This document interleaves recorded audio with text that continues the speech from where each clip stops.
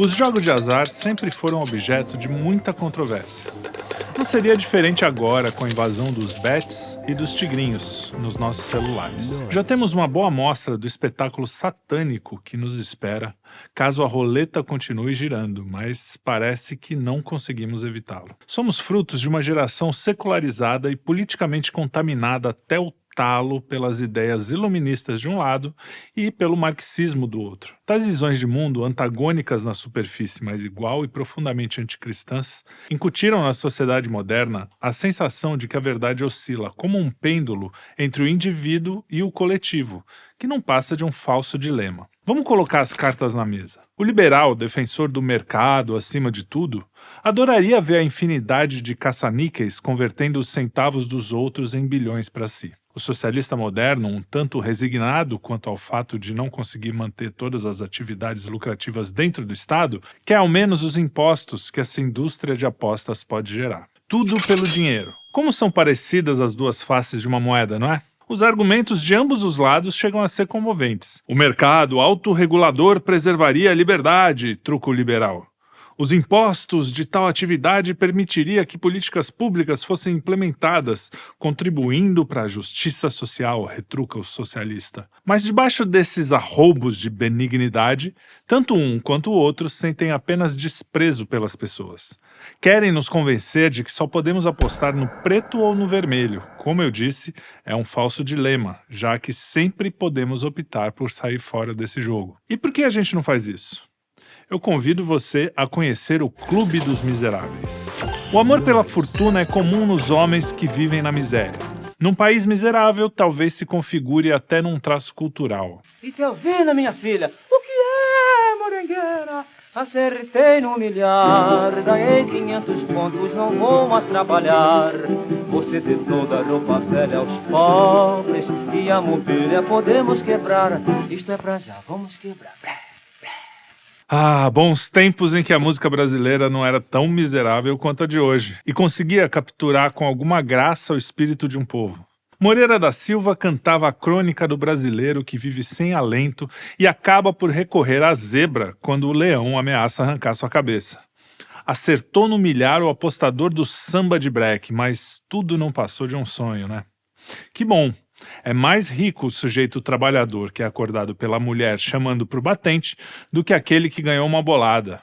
Era até poético o Brasil que ria da própria miséria, sabendo que ela era detestável. Ao contrário, o Brasil de hoje já não tem mais graça, justamente porque passou a cultivar a miséria como se fosse algo desejável. A miséria humana não é privilégio daqueles que sofrem com a escassez material, não.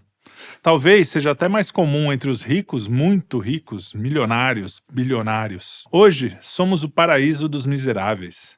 De bocas de fumo a luxuosos condomínios em ilhas paradisíacas, passando por tardes inteiras de domingo embaladas pelo canastrão do Hulk. A impressão que se tem é que o império da miséria não tem limites. Ok, vamos fazer uma pequena pausa aqui para colocar um freio nesse moralista chato que trazemos dentro da gente e vamos confessar, todo mundo é sócio desse clube dos miseráveis, né? E isso é bom, viu? Diria Miriam Leitão. E ela teria finalmente razão, ao menos sob um aspecto.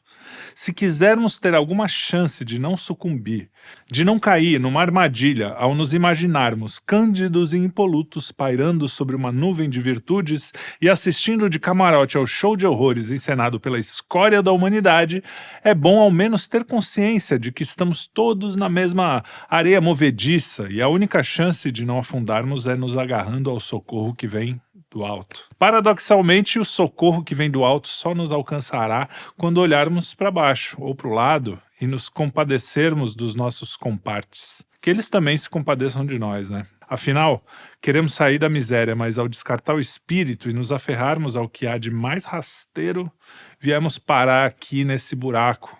E agora? Parece que só nos resta sonhar com o Coringa. Vivemos à espera do Coringa. Talvez na próxima rodada o Joker de riso largo certamente dará um jeito no futebol que temos na mão. E quando ele vier, vamos gritar até rasgar o nó da garganta. Vamos bater no peito e atirar com espalhafato sobre o pano verde o resultado de tanta espera ante os olhos incrédulos de todos e recebermos os devidos louros. Afinal, nós merecemos, né? Pagaremos todas as nossas dívidas com folga, levaremos a família e os amigos para banquetes salomônicos, compraremos casas e carros e presentes e desfrutaremos de todos os mimos do mundo e o mundo se dobrará diante de nós. Ou, mais modestos e miseráveis, pagaremos nossas dívidas, compraremos uma casinha e guardaremos o resto para viver sem as preocupações de hoje. A verdade é que a gente só quer sossego, sem despertador, sem obrigação, sem patrão. Buscamos a liberdade de ser o que a gente quiser. Quando o Coringa chegar, ele selará o nosso destino na fortuna. E viver será então uma festa. Estamos quebrados, mas queremos virar o jogo, quebrar a banca. Queremos vomitar todos os sapos que engolimos, devolver os sopapos que levamos da vida. E o Coringa há de nos salvar. Essa é a nossa miséria da qual o mal se alimenta. O estrago que os jogos de azar fazem num país de miseráveis é imensurável. Os croupiers do liberalismo dão as cartas, giram as roletas, sorteiam os números nos bingos, comandam enfim o cassino dos donos do fim do mundo. Eles sabem que todo miserável espera pelo seu Coringa. Os Coringas estão logo ali, gritam os influenciadores aliciados para nos aliciar. Não estão vendo? Eis um mundo cheio de prazeres e de glória. Olha o Coringa! É o Coringa! A tragédia é que somos incapazes de perceber que a risada desse palhaço é só maquiagem. Por trás da máscara bizarra, o abismo é que nos espera. As bets, plataformas de apostas esportivas online, têm sugado a renda dos brasileiros de classe baixa, segundo os analistas econômicos. O brasileiro confia mais no jogo do que no Brasil. Acredita que a probabilidade de sair da lama é maior apostando em jogos de azar do que confiando no suor do seu próprio rosto. E essa crença é fundamentada num sentimento de impotência que não deixa de ser real. Nos transformamos num país que não premia o trabalho e a produção, mas a falcatrua, a agiotagem, o crime. Como política pública, preferimos descriminalizar as drogas a investir na indústria da tecnologia e aumentar nossa oferta de produtos de valor agregado para o mundo. Preferimos enriquecer o clubinho dos amigos do rei, cobrando altos impostos da população, a fomentar a indústria e o comércio. Dançamos a música tocada pelos fundos bilionários e ONGs ligados à ONU e ao Fórum Econômico Mundial num volume tão alto que não conseguimos ouvir o que dizem os produtores rurais brasileiros. Somando a nossa inclinação à miséria com o incentivo de um mercado amoral, sem lei, o entreguismo de governos sem grandeza de espírito e o abandono da religião, que seria o único escudo contra as investidas do mundo, eis a química explosiva que vem destruindo as identidades nacionais pelo globo afora. Mas não se iluda, esse mundo moderno, hedonista e preguiçoso vem sendo construído há muito tempo e foi preciso nos condicionar a aceitá-lo sem resguardo. Todas as instituições brasileiras foram tomadas pela cultura do consumo e do entretenimento. Os valores transcendentes foram sendo menosprezados, a educação e o trabalho passaram a ser apenas um meio de enriquecimento sem nenhum outro propósito mais elevado. Uma enxurrada de direitos acabaram por eliminar em nós o senso de dever.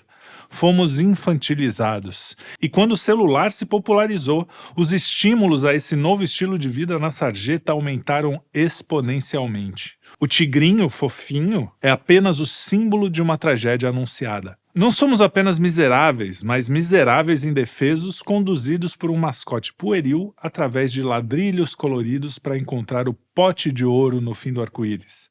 O jogo do tigrinho, que é nada mais do que um caça-níquel digital, foi desenvolvido para seduzir uma criança e por isso mesmo tem feito um estrago entre os adultos do terceiro milênio.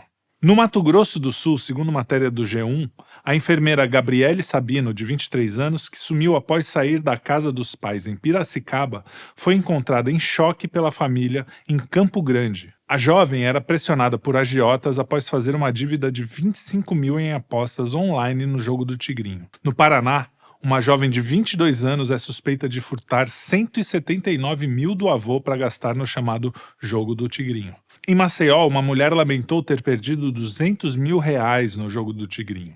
E são incontáveis as vidas destruídas pela epidemia do tigrinho. Os Os brasileiros estão gastando até 20% do salário com apostas online, segundo um levantamento recente. Todo mundo sabe que um cassino sempre vai ter lucro, e isso acontece por uma questão de probabilidade. Se você não sabe como funciona a matemática por trás das casas de apostas, vale você assistir o vídeo Você Sempre Vai Perder do canal Universo Programado. Para o intuito desse vídeo, basta saber que as máquinas de caça-níquel nos países onde o cassino é legalizado são auditáveis e existem leis que garantem que o jogador tenha a chance efetiva de ganhar. Já no caso do jogo do Tigrinho e outros de apostas online, o algoritmo é uma caixa preta. Ninguém sabe como a matemática funciona. Ele pode premiar um apostador por inúmeras vezes em quantias pequenas, aumentando a sua confiança. Quando o jogador decide apostar um valor mais alto, aí o jogo vira. Mas não é só isso. Um dos segredos do Tigrinho é a maneira como a sua propaganda é feita. Os influenciadores, pagos para vender o enriquecimento fácil através do jogo, utilizam versões do aplicativo em que o algoritmo é programado para o jogador vencer muito. Mas, nas versões disponíveis para o público, a coisa muda de figura. O esquema já foi descoberto e alguns influenciadores presos. Mas até quando esse tipo de propaganda vai ser considerada ilegal? Não sabemos. Pelo andar da carruagem, estamos ladeira abaixo. O drama das pessoas que perdem altas quantias ou que torram o salário em busca de riqueza apontam ainda para outro problema: o vício. Está mais do que provado que os jogos de azar viciam. O primeiro cassino da história, Il Ridotto, inaugurado em Veneza no ano de 1638, foi fechado em 1774 para que fosse restabelecida a ordem e os bons costumes e para tentar impedir o empobrecimento daquela nobreza que se viciava. Mas onde começa o vício? Em O Jogador, o personagem de Dostoiévski tentou mostrar o sofrimento de um viciado no jogo, sua fraqueza moral e espiritual. Abre aspas. Será verdade que não possamos aproximar-nos da mesa de jogo sem que a superstição imediatamente nos domine? Fecha aspas. Os efeitos psicológicos do vício em jogo são semelhantes àqueles causados pelo vício em pornografia. A ansiedade experimentada pelo apostador repetidas vezes acaba desestabilizando o sistema de recompensas do nosso cérebro. Toda vez que atingimos uma meta, sentimos prazer ou somos gratificados de alguma forma, um neurotransmissor chamado dopamina é liberado. É a dopamina que nos dá a sensação de bem-estar quando nos alimentamos ou após uma atividade física. Ela também regula o nosso humor. Níveis adequados de dopamina nos deixam felizes e satisfeitos. Níveis muito altos nos deixam ansiosos e maníacos, podendo até desencadear em esquizofrenia. E níveis muito baixos, ao contrário, nos arrastam para a depressão. Quando passamos a estimular a produção de dopamina indiscriminadamente, ficamos dependentes dos níveis muito altos para nos mantermos animados. E o nosso organismo descompensado vai exigindo cada vez mais. O vício, portanto, sem apelar para a questão da moral, acaba por destruir a vida de uma pessoa e afetar todos à sua volta. Um país que estimula como atividades lícitas e desejosas o jogo, o consumo de drogas e a está empurrando a sua população para o lodo. Não se trata de um julgamento moral, mas de uma simples constatação. Não há dinheiro no mundo que pague por esse mal. Mas parece que a ordem mesmo aqui em Banânia é punir as atividades dignas e premiar aquelas com potencial de corroer as almas. Estamos nos transformando num caça-níquel metafísico que suga as migalhas de quem tem quase nada para engordar os que têm quase tudo. O mal lança a sorte.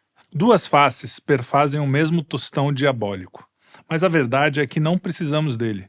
Quando foi que trocamos a fé pela fezinha?